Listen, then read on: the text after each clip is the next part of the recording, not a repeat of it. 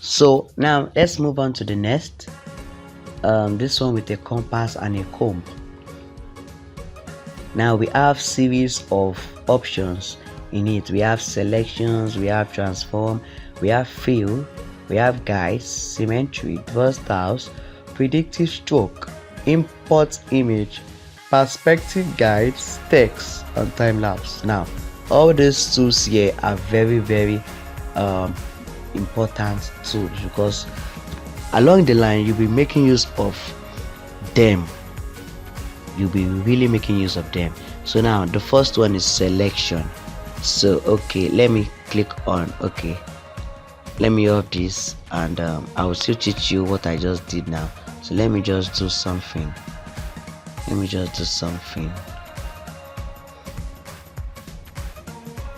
Okay, now so the first one is selection. If I click on selection, now selection means what do I want to select? Like, okay, I want to do something. Selection means I want to actually make an adjustment to what I just did. So I will put my hand and trace this S and make sure it's only the S that is inside the circle.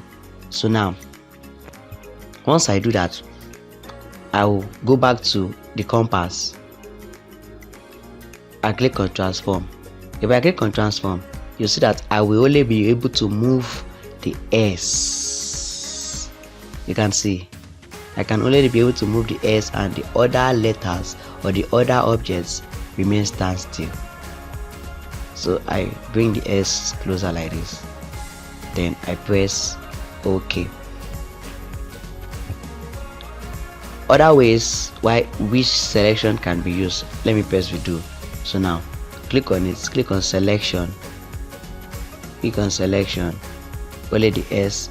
Now click on number 5 of the icon at the top, this one here, click on it, and click on this layer. You see copy, you see cut. I'm going to click on cut. Now click on cut. You can see that the S is no more there. Now I want to like paste it in another layer, so I click on plus, then I'll now click on it again, then click on paste.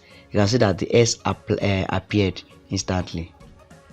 You see, they are very awesome things. Provided you know your tools, you can benefit from Autodesk. So, and we are going to be using that selection tools very well in the course of this tutorial, especially in later times. So now transform, as you saw earlier, transform is just to transform, as the name is, that it's just to like change the way a thing is, move it from. The reason why it's only S that is moving is because the layer that I'm dealing on is this is the layer I'm dealing with. And it's only S that is there. So if I click on transform, I can only play with S. Now I can either make it big or make it small. I can also, if I want to move it very well, you see a circle, you see trapezium, you see a circle. Click on the circle. If you click on the circle, a circle will appear. You can use it to move the object also sideways. You can move it sideways. You can see it's moving sideways. You can move it up to, or you can just place your hand on it and drag it up, drag it down, drag it sideways. So if you click on the trapezium, that means you want to distort the image, you want to distort it, you want to make it take another shape, another form. So you can see. So that is that about that. So the next one beside the circle is like a mirror. So you can see it's changing, just flip horizontally, flip, or like it's just changing it, and the other one vertical and vertical. So and then this one here, they don't really have any serious function. It's just like the redo, undo, redo, undo, redo, undo. You can see. Okay, sorry, rotate, sorry, rotate, sorry, rotate, sorry. So that is that about that. Okay. So the next thing is fill.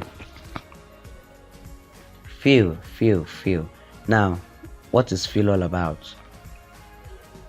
Let me delete, create a new layer. Okay, also let me use this one to teach you what I'm doing now. If I want to create a layer, I come to this one here and I click on it. Then you see a plus sign. You see a plus sign, then you click on it to create a new layer. If you want to select, make an option with the layer, you just click on the layer, then all this thing will pop up. We'll talk about this later, not now. So if you want to delete the layer, I can just click on delete and it will delete. So now we are talking about fill. So okay, fill, as the name implies, you want to fill something. Now fill option can only be used when there is an enclosed area. An enclosed layer is a complete circle or a complete box that there is no space in between them.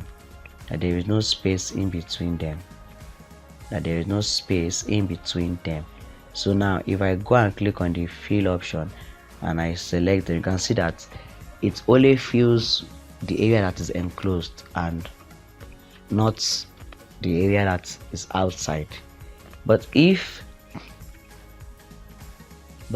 it is not enclosed, what will happen? This is what will happen. Click on fill. You can see it takes up the whole space because it is not enclosed. So now guides. The next one is guides. We have ruler, we have what is this called again? We have a semi.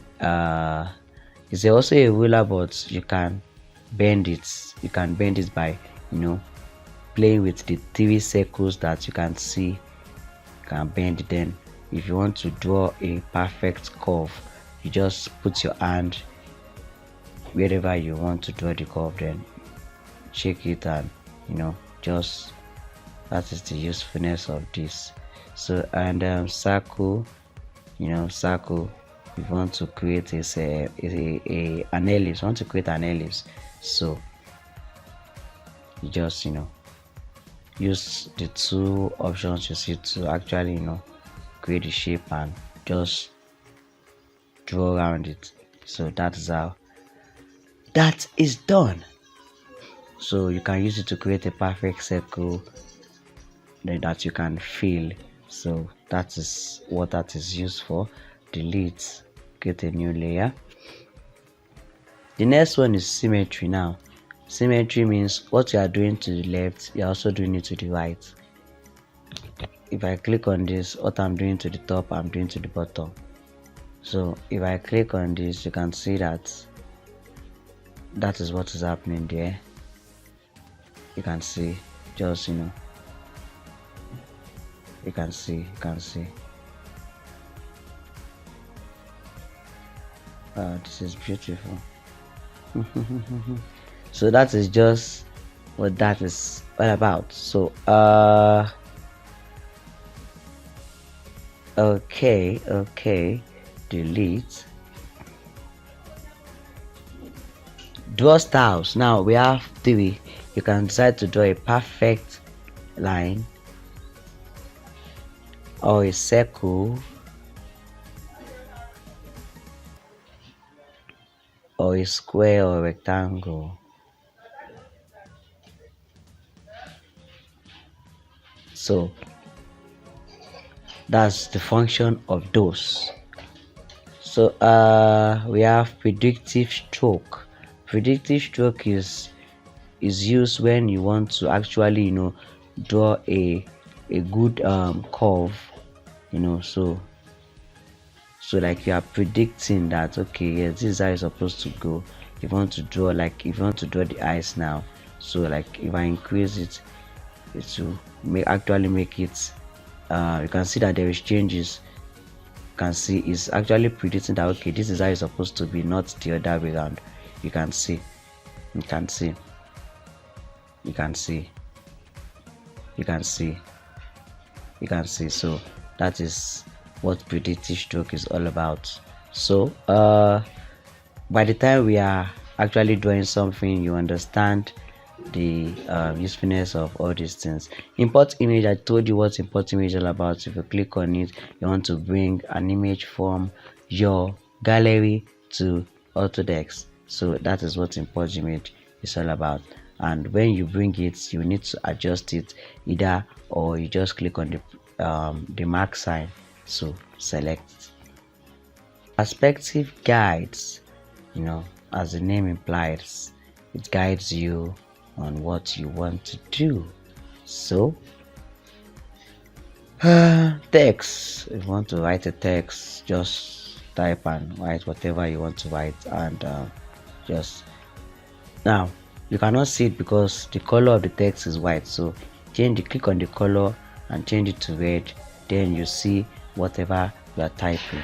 So, and you can adjust your text too. You can put it anywhere, so you can adjust it. So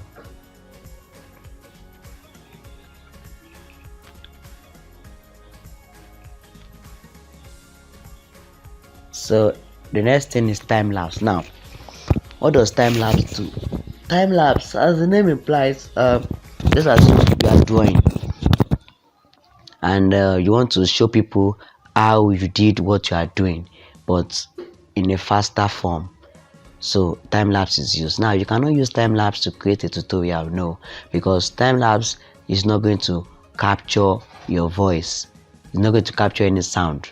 It's just going to capture what you are doing, and it will be very fast. It will be very fast because it's just going to capture all the things that you do. If you erase, it will capture it, but if you actually pause, time lapse will not capture that pause.